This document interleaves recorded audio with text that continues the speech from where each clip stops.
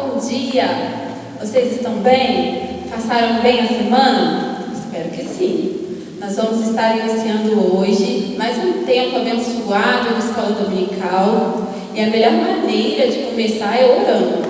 Então hoje o Estevão, na semana passada deu um probleminha, a gente não conseguiu ouvir o Estevão, mas hoje o Estevão vai estar orando novamente e vamos lá, vamos iniciar nosso tempo orando. Irmãos, a paz do Senhor, agora vamos orar para o início da escola dominical. Senhor Deus, ó Pai, muito obrigado, Senhor Deus, por mais um dia de vida que o Senhor tem nos dado, Senhor. Continua nos aguardando, nos abençoando, ó Pai. Abençoe a escola bíblica dominical, Senhor Deus, que ela seja conforme a Tua vontade, Senhor Deus, que tudo que seja falado, Senhor, nos guarde nossas vidas, ó Pai, na nossa caminhada, na nossa jornada em Cristo, Senhor Deus. É o que eu te peço hoje para sempre. Amém. Amém. Espero que agora tenha dado tudo certo. Obrigada, Estevão. Um beijo grande para você. Que Deus te abençoe grandemente. Vocês estão vendo aqui, né? Hoje a gente tem um convidado especialíssimo. Paz do Senhor, pastor. Paz do Senhor, Maria Tereza. Paz do Senhor, você que estava assistindo, juventude. Bênção estar aqui, viu? Amém, amém. A gente está seguindo, então, com o nosso tema, Histórias que Inspiram no Novo Testamento. Hoje a gente vai falar sobre Timóteo e sobre o pastor Luiz Ricardo e sobre vocês, e sobre nós todos, o que todas essas histórias têm para nos ensinar. Então a gente vai aprender junto hoje. Pega aí a sua Bíblia, a gente vai estar lendo em Atos, capítulo 16, versículo 1. Deixa sua Bíblia aí que a gente vai percorrer alguns versículos. Acompanha com a gente. Diz assim: Paulo chegou também a Derbe e a Listra. Havia ali um discípulo chamado Timóteo, filho de uma mãe judia crente, mas de pai grego. Segura aí, então vamos lá para 2 Timóteo, capítulo 3, versículo 15. 2 Timóteo, capítulo 3, versículo 15. E desde a infância você conhece as sagradas letras que podem torná-lo sábio para a salvação pela fé em Cristo Jesus. Então tá, vamos sintonizar isso tudo aqui. Esse texto de Atos faz parte da segunda viagem missionária de Paulo. Lembra que a gente falou sobre Paulo uns 3 domingos passados?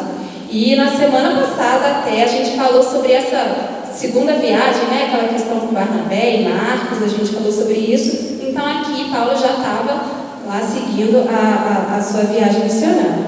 E nessa, lá que a gente leu, 2 Timóteo, o que é isso? Que carta é essa? Foi a carta que justamente Paulo, depois de um tempo, escreveu para esse Timóteo, certo? Então fala ali que Timóteo tinha uma mãe que era judia, e aqui lá, quando Paulo escreve para ele, Paulo vai lembrando: eu sei que desde a infância você conhece sobre a palavra, eu sei que você foi ensinado sobre isso.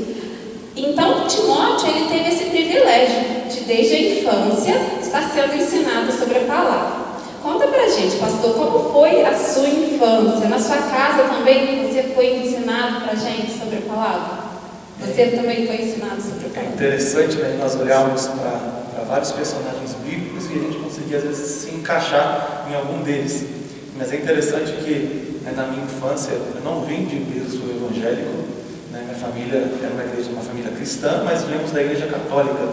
Então, mas sempre zelando muito pelos princípios bíblicos, mesmo ainda na igreja católica não tivemos uma família estruturada, graças a Deus, mas sempre aprendemos a amar a palavra de Deus.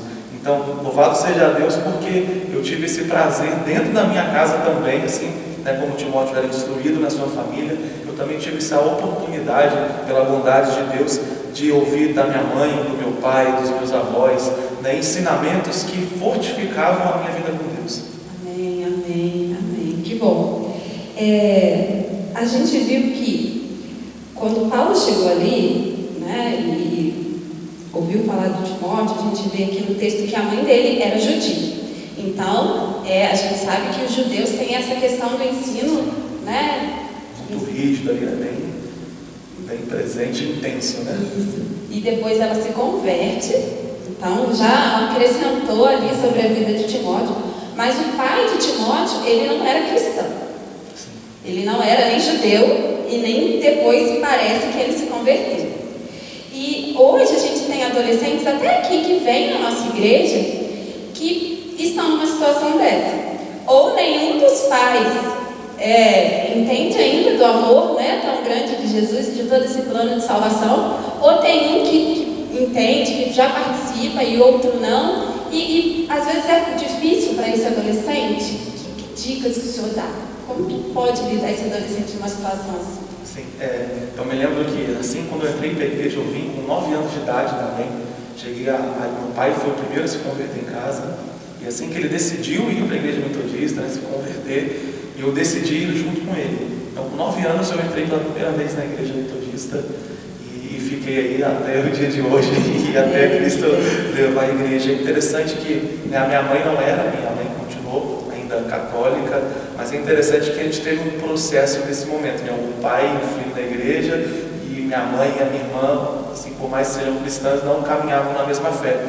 Mas era interessante que eu posso deixar para você, e que serve de vivência e serviu para mim, são os nossos testemunhos, é a nossa vida, né? Nós sabemos o primeiro princípio, né, que é honrar pai e mãe, independente, né, se caminham juntos na igreja ou não, né? Eu sei que a fase da juventude é uma fase que a gente acha que conhece, sabe todas as coisas, né, que a gente, né, quer dar pitaco em tudo, nós queremos opinar em tudo, mas a Bíblia fala desse princípio muito importante para nós: honra teu pai e tua mãe.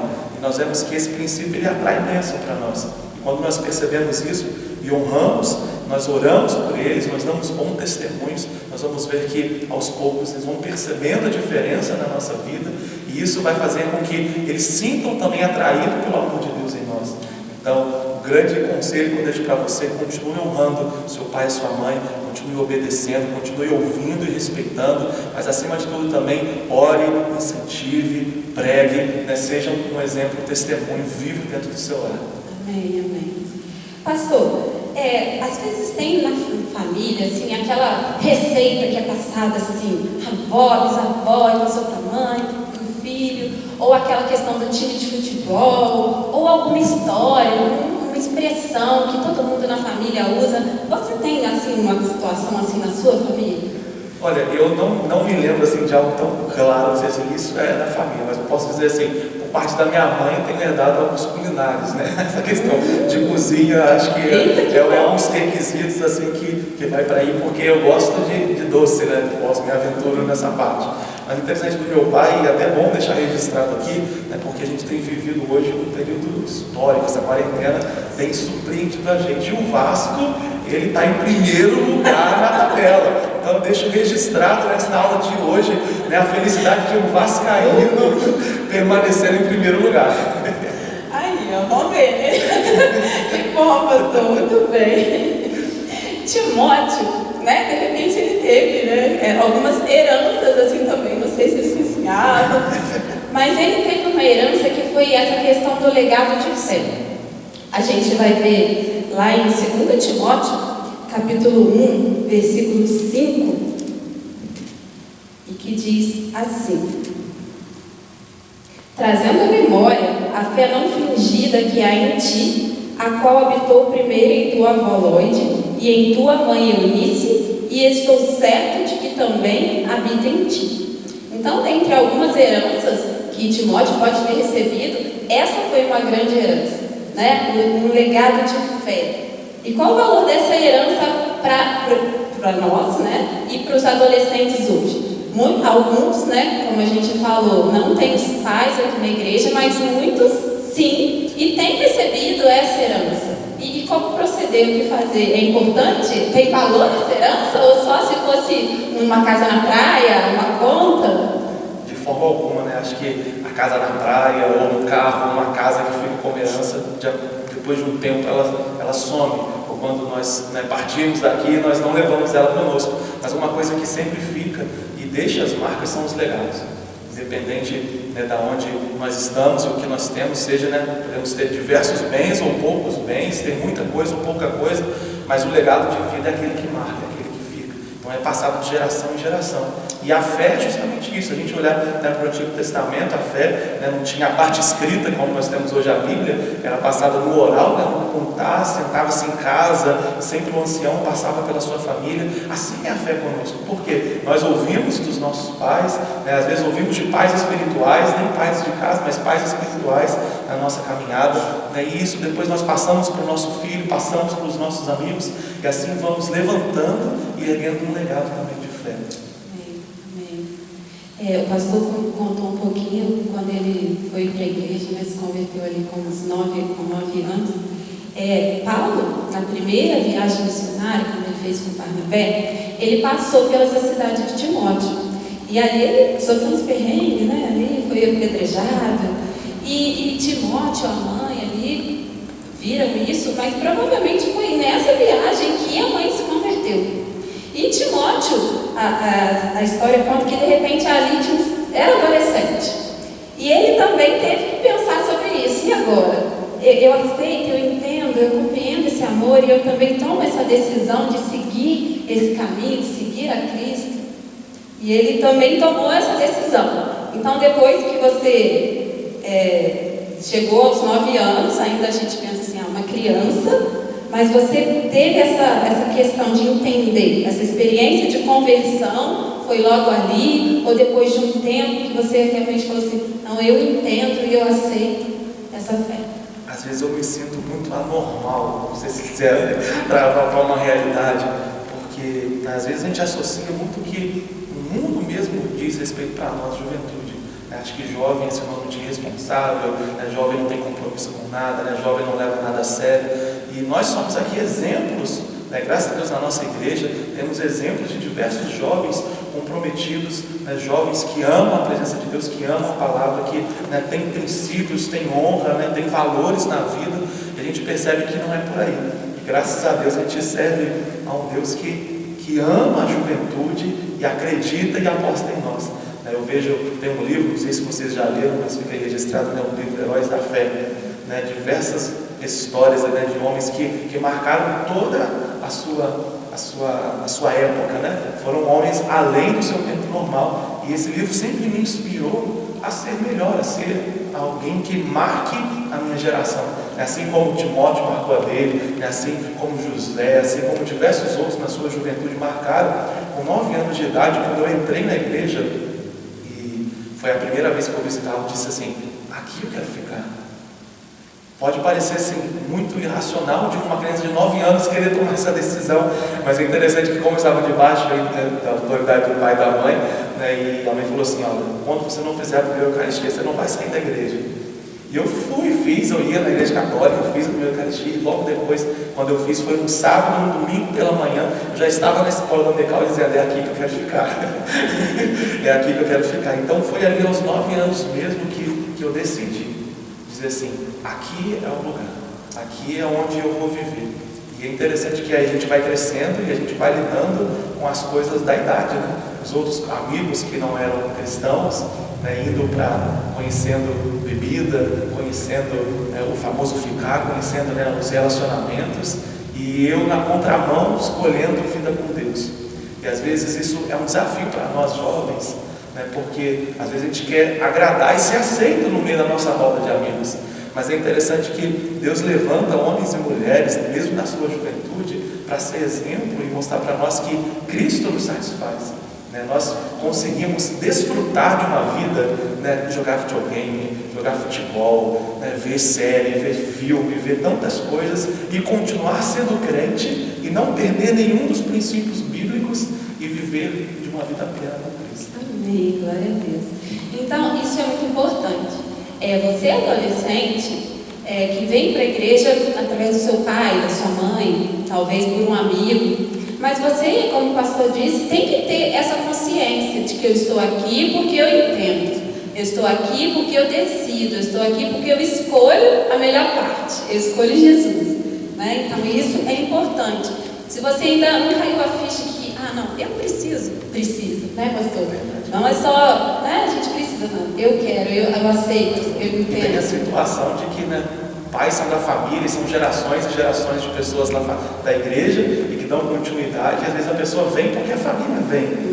E é necessário a gente ter essa percepção e entender, eu preciso aceitar, eu quero viver, né? Eu quero estar aqui. Isso é algo muito importante na caminhada.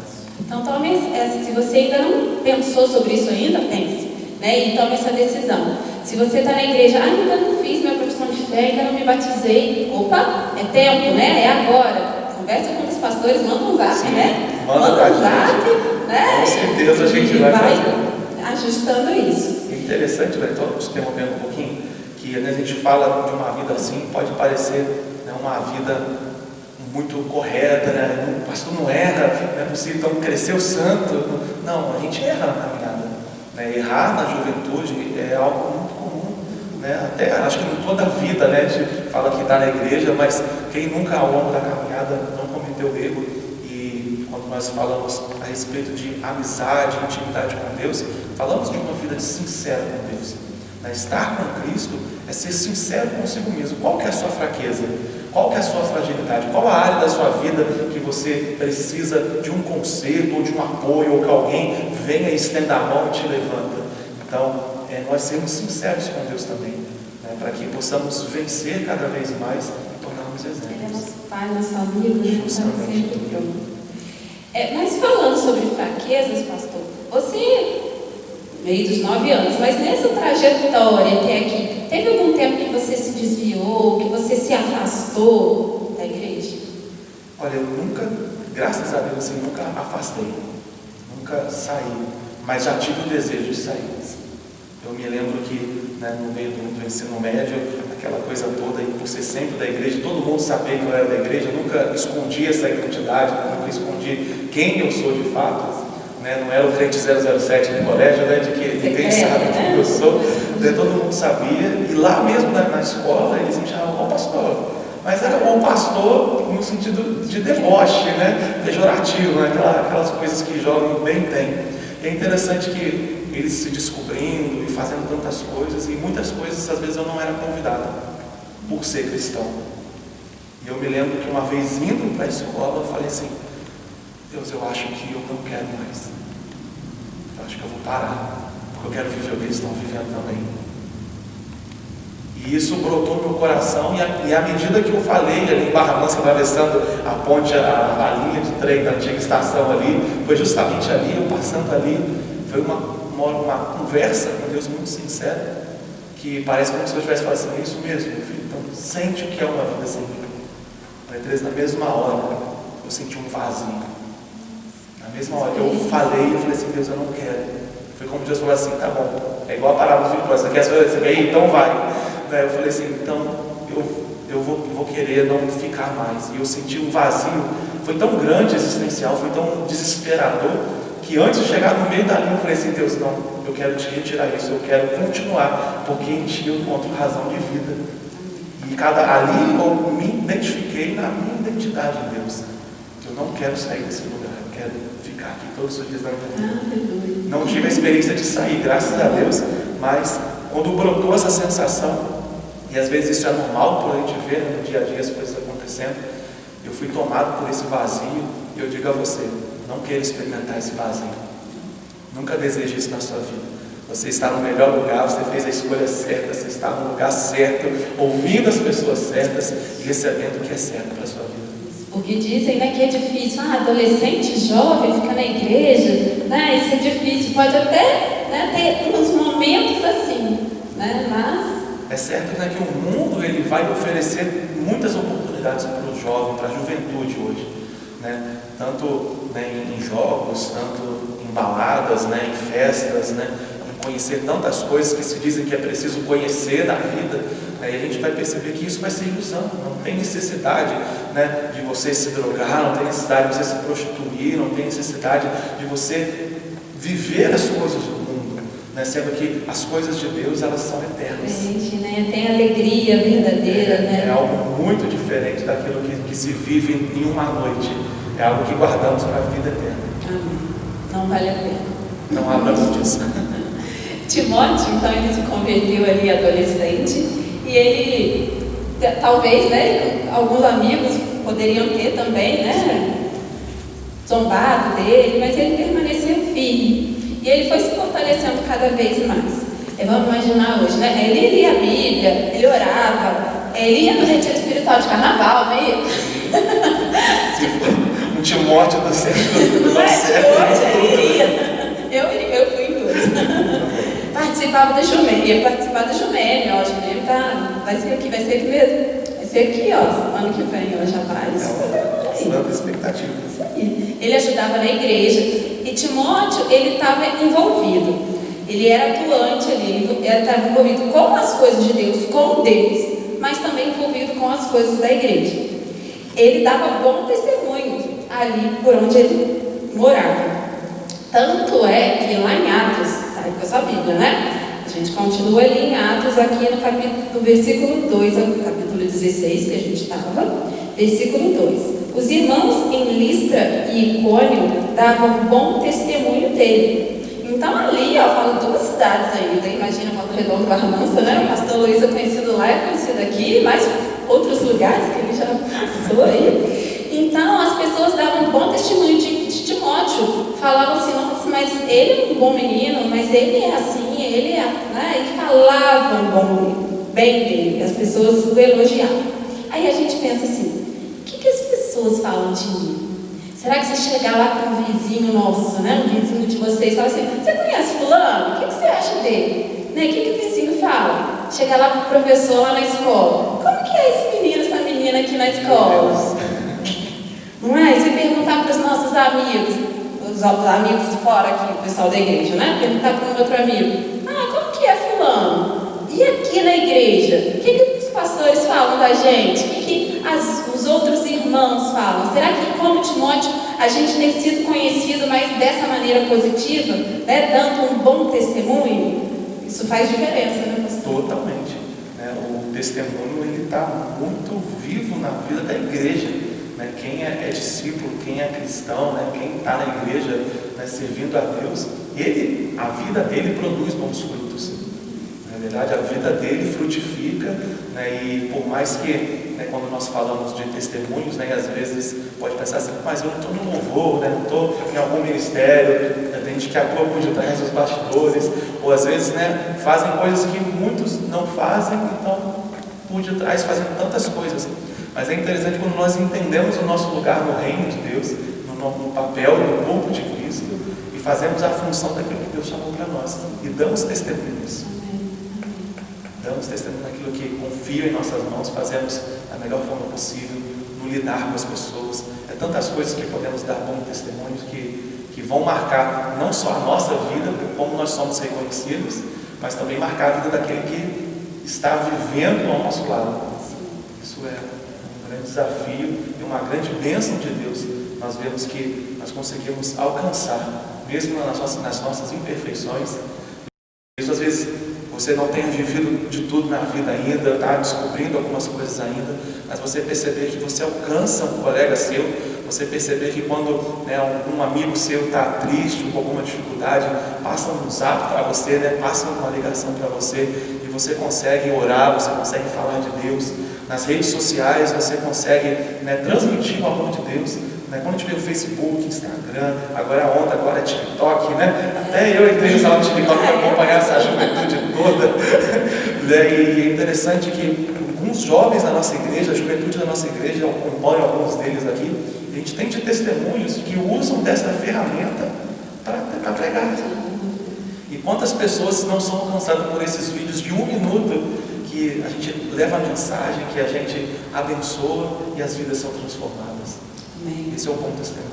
Então vamos fazer essa diferença, né? De forma positiva por onde a gente passar.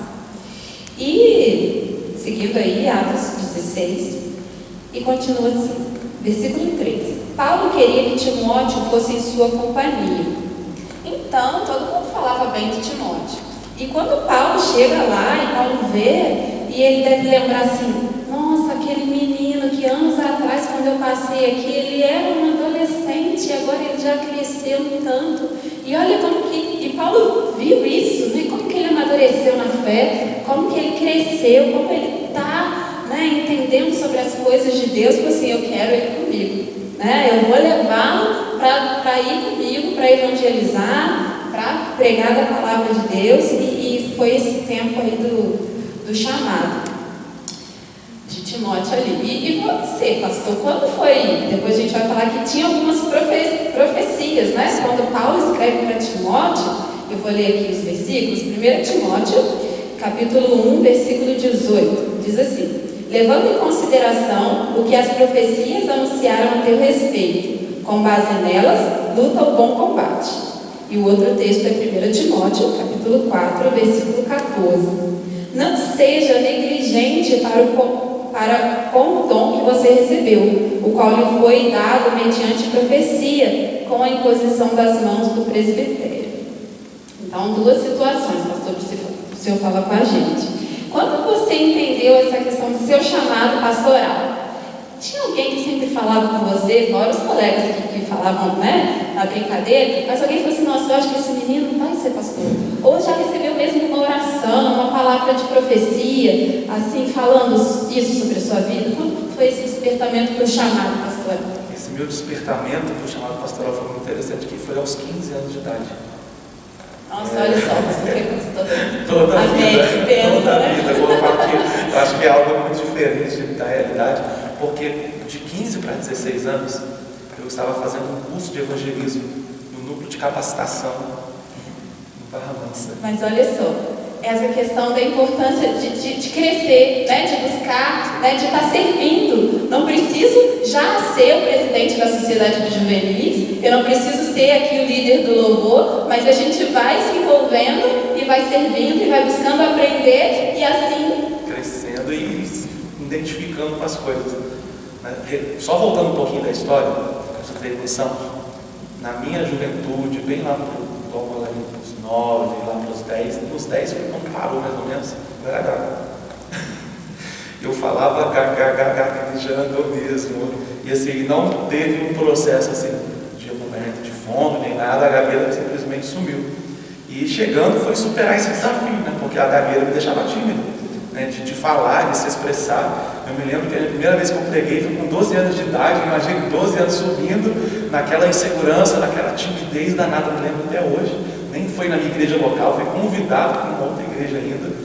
E foi um momento assim muito especial na minha vida. E dos 15 para os 16, eu fui recomendado então também a fazer um curso de evangelismo.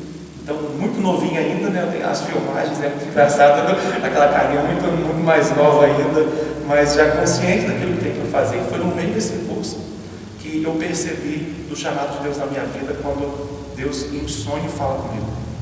Onde, né, Deus de forma muito natural, eu digo, né, que eu não sei se eu estava acordado, se eu estava dormindo, se foi seguido, eu não sei como foi, mas foi algo assim muito intenso no sonho, onde eu despertei e vi, né, aquilo que Deus estava ministrando no meu coração.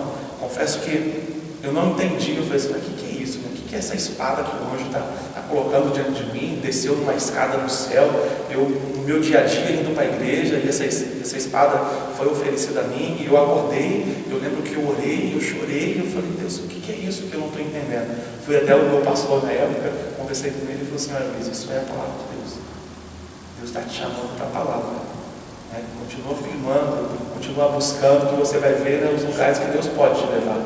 Então daí eu fui percebendo, e outras pessoas, né, foram levantadas, né, as irmãs de oração da igreja, né, alguns pregadores que vinham de fora, eis que te digo, aí veio e falavam do ministério, e assim, sempre na minha juventude ali, antes de fazer a faculdade, tudo, era tudo muito claro, da certeza assim, da parte de Deus, falando do chamado pastoral na minha vida. Então assim, eu tinha essa certeza em Deus.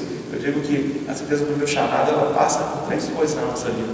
Quando nós identificamos o chamado de Deus em nós, quando Deus nos vocaciona para isso, e quando aqueles que estão à nossa volta também reconhecem o chamado de Deus para nós.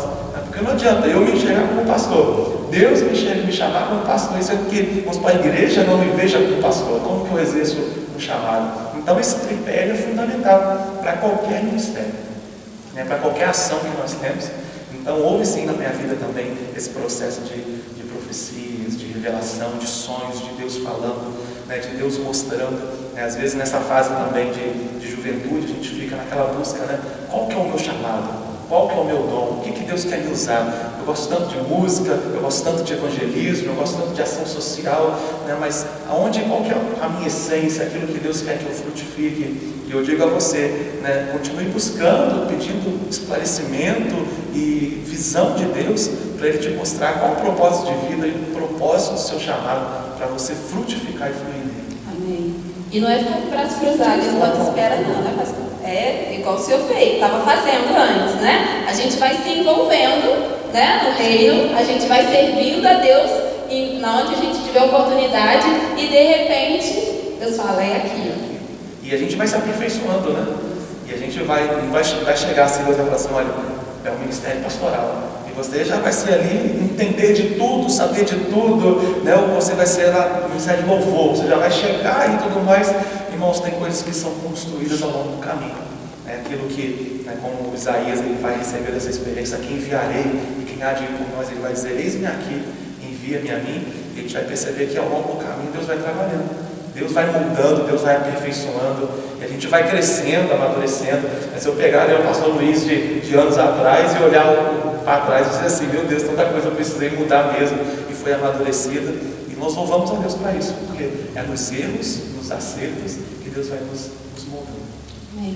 E tudo tem um tempo, né, pastor? Porque de repente o senhor recebeu uma palavra de profecia, ou alguém, algum adolescente, ou já sentiu no seu coração, né? Já sentiu que Deus já te direcionou para alguma coisa, mas a gente não precisa sair atropelando as coisas e querer no outro dia fazer acontecer. A gente vai vivendo a nossa vida, vai servindo a Deus e não precisa forçar a barra, né? A gente vai desenvolvendo o dom, como Paulo falou aqui. Quando a Bíblia diz que há tempo para todas as coisas, né? Há tempo do preparo, né? Ao tempo de se desprender, às vezes, da timidez, né? Se desprender de algumas coisas, se fortalecer, para depois as coisas começarem a fluir na vez, né? Então a gente percebe que os processos, tudo na nossa vida, ele precisa ser respeitado. A gente quer pular as etapas da vida, né? Não vou curtir a juventude, já vou para a fase adulta. Não tem como. Curta a juventude mesmo, na verdade, desfruta. A gente não é um extraterrestre na Terra, a gente não pode jogar videogame, não pode jogar futebol, né? Não pode ver uma série, ver uma coisa. A gente pode viver tudo isso, mas vivemos com Cristo, vivemos de algo que essas experiências vão gerar experiências eternas em nós. Porque eu digo que em pequenos detalhes Deus vai fazer na nossa vida. Eu tenho experiências com Deus, né, aqui no bate-papo de juventude, jogando videogame. Confesso a vocês, Deus me deu uma pregação jogando videogame. Eu falei assim, uau Deus, o que é isso? Saiu uma série de pregação de um jogo de videogame. E isso eu percebi, Deus me mostrou a oportunidade, o tempo de expor essa pregação, e o quanto essa pregação serviu para abençoar vidas. Eu disse assim, uau, a minha vida e tudo que eu faço tem Deus.